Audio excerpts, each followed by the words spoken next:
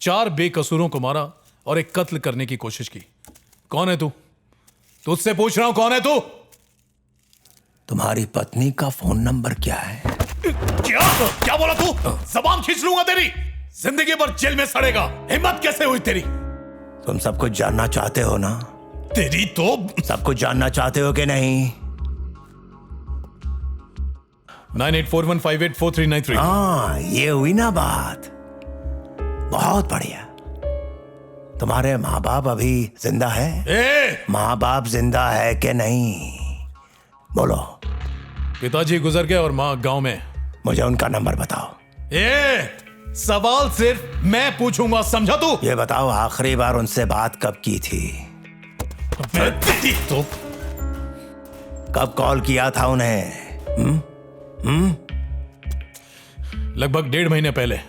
1.5 महीने पहले? 1.5 महीने पहले कॉल किया? यानी इन 1.5 महीने में तुमने अपनी माँ को एक कॉल तक नहीं किया? हाँ। पता करो कि अभी वो जिंदा है या मर गई।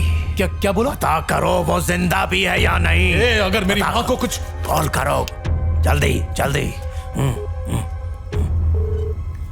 बेटा शंकर। हाँ माँ। कैसा है तू? मेरे बहू और बच्चे कैसे हैं? कितने दिनों बाद तूने फोन किया, सब ठीक है ना? हाँ, यहाँ सब ठीक है माँ। काम में थोड़ा बिजी था इसलिए फोन नहीं कर पाया। अच्छा। मैं थोड़ी देर में फोन करता हूँ माँ। अपना ख्याल रखना। हाँ, हम सबके दिल में इच्छा होती है कि कोई हमारा हालचाल पूछे, हम जिंदा है भी या नहीं, ये हमसे जानने की।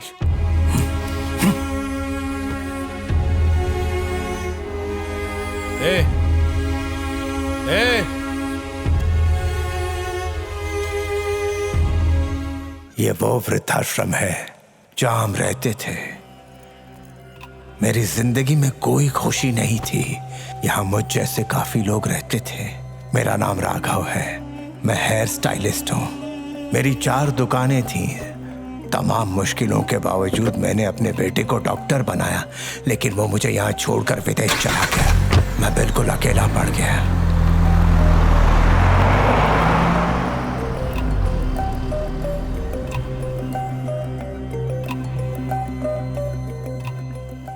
शुरू में मैं बहुत दुखी रहता था। मुझे नींद नहीं आती थी, लेकिन धीरे धीरे मुझे इसकी आदत पड़ गई। तभी मेरी मुलाकात नैन्सी से हुई। उसकी हालत भी बिल्कुल मेरे जैसी ही थी। ऊपर आते हुए और हाथ फैलाते हुए नमस्कार की स्थिति में आ जाए और अपने इष्ट का ध्यान करें। कुछ दिनों बाद मैं सारे दुख भूलने लगा। मैं सबके बहुत करीब हो गया। अच्छे से चमका दो इसका चेहरा है।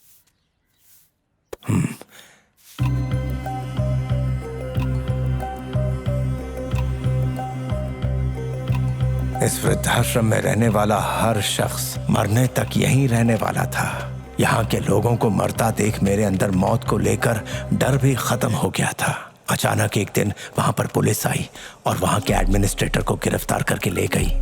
पता चला कि वो यहाँ मरे हुए लोगों की हड्डियां एक्सपोर्ट करता था। हमसे कहा गया कि या तो हम रुके या फिर यहाँ से जा सकते हैं। सब कुछ हमारी मर्जी पर छोड़ दिया गया।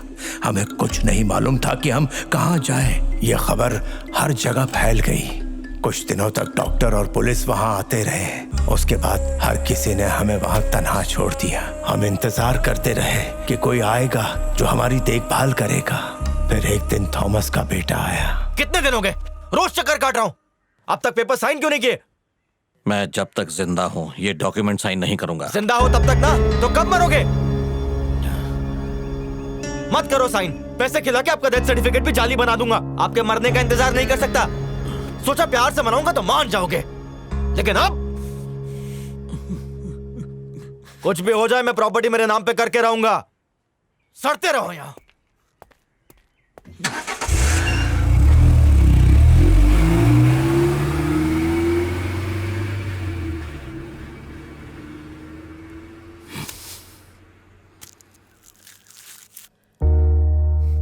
इस गम में थॉमस रोता रहता था।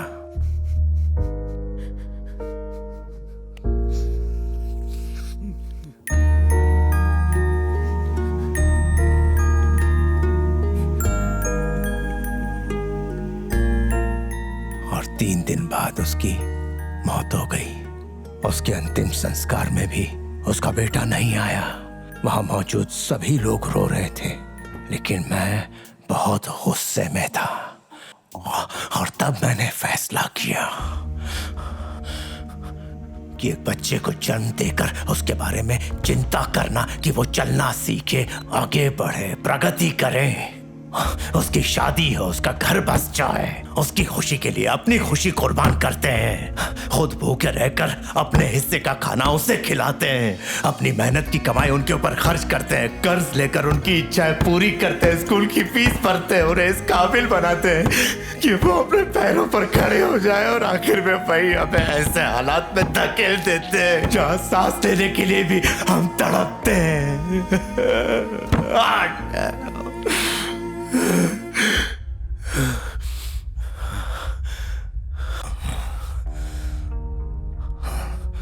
सबसे पहले जिसे मैंने ठिकाने लगाया वो था थॉमस का बेटा।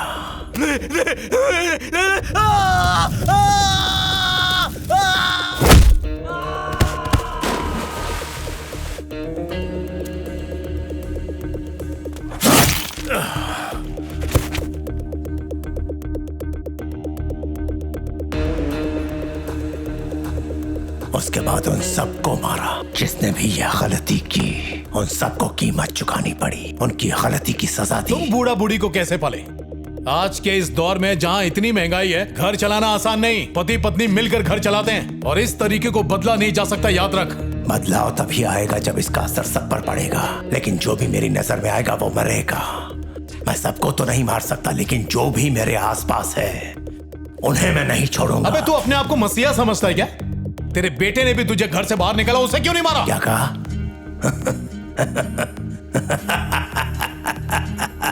अगर मैं दूसरों के बच्चों को मार सकता हूं तो अपने बच्चे को नहीं मार सकता क्या?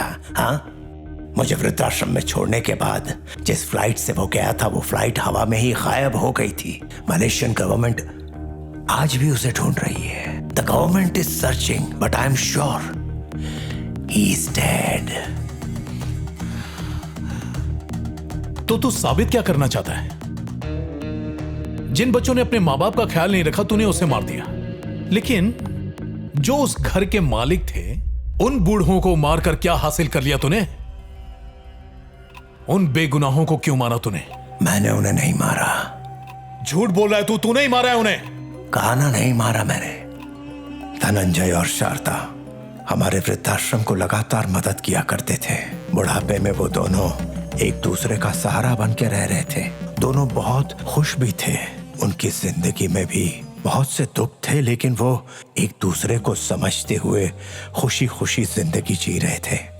धनंजय को डायरी लिखने का शौक था। उनके घर में अगर कोई फूल खिलता या बारिश होती तो वो उसके बारे में भी लिखना नहीं भूलते। जिस दिन उनकी बेटी गायब हुई उसी दिन उन्होंने सबको फोन करके उसके बारे में पूछा। अस्थमा की वजह से धीरे धीरे शारदा की हेल्थ खराब होती गई। धनंजय ने अपनी तरफ से उनका पूरा ख्याल रखा। बेटी सुधा के बारे में कोई खबर ना मिलने पर वो हर रोज उसकी तलाश में लगे रहते, लेकिन ना तो उसने कभी फोन किया ना कभी देखने आई, ये जानते हुए कि दोनों अकेले रह रहे हैं। और एक दिन शारदा की मौत हो गई। अपनी पत्नी के मरने के बाद धनंजय को लगा कि अब उसकी जिंदगी का कोई मतलब ही नहीं रह गया। खुद के मरने से ठीक पहले तक उन्होंने अपनी डायरी में एक एक चीज लिखी। अपनी सारी कोशिशों के बाद भी जब हमें कोई मदद नहीं मिली तो हमने धनंजय से मिलने का फैसला किया। हम उनसे वृद्धाश्रम के लिए मदद मांगना चाहते थे, लेकिन मदद की जगह हमें वहां क्या मिला?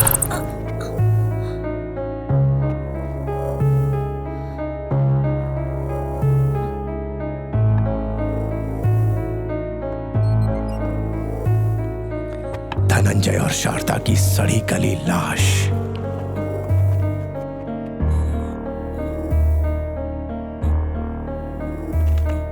उन्होंने अपनी डायरी में लिखा था कि उनकी बेटी ने उनका बिल्कुल ख्याल नहीं रखा था। उनकी डायरी पढ़ते हुए मुझे सुधा पर इतना गुस्सा आया, जी चाहा कि उसकी जान ले लूं, लेकिन हमें पता नहीं चला कि वो कहाँ है। और फिर वहां लीसा आई। उसने हमें बताया कि सुधा भी वहां हमसे मिलने आने वाली है। जब हम अपने अगले कत्ल की तैयारी कर रहे थे तो हमें ये मालूम हुआ कि लीसा भी इसी तरह की गलती दोहराने जा रही है। हमने लीसा को मारने की कोशिश की, लेकिन मैंने लीसा में शारदा की आत्मा को देखा और तभी मैंने लीसा को मारने का इरादा बदल दिया।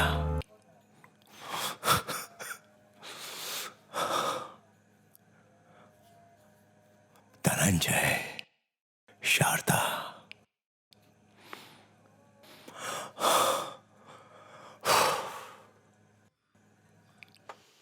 उनकी मौत की जिम्मेदार मैं हूं।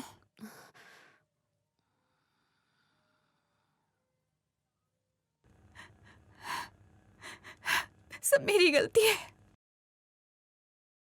मुझे अपने माता पिता का ध्यान रखना चाहिए था। सॉरी मॉम, मैं भी वही गलती करने जा रही थी। मैं कितनी सेल्फिश हो गई थी मॉम, लेकिन अब मैं आपको छोड़कर नहीं जाऊंगी।